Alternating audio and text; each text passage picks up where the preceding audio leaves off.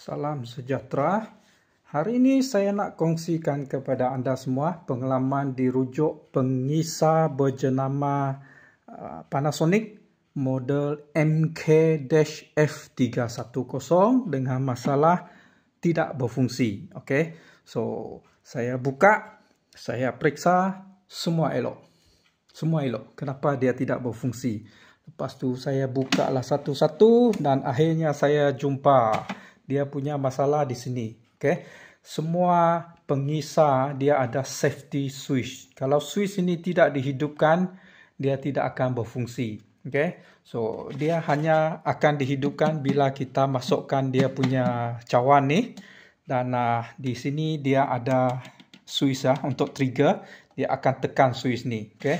So, masalah pengisar ini ialah nampak ni, yang warna kelabu ni, asal dia warna putih. Yang ni saya buat plastik welding. Okay, dia pecah. Nampak ni, 1, 2, 3. Pecah. Jadi saya buat plastik welding. Masalah dia macam ni.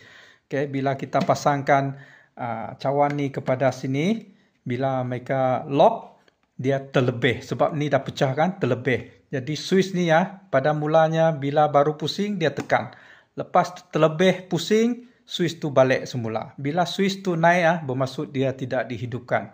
So, masalah dia di sini pecah. So, saya buat plastik welding dan masalah selesai. Okey, boleh? Selamat mencuba.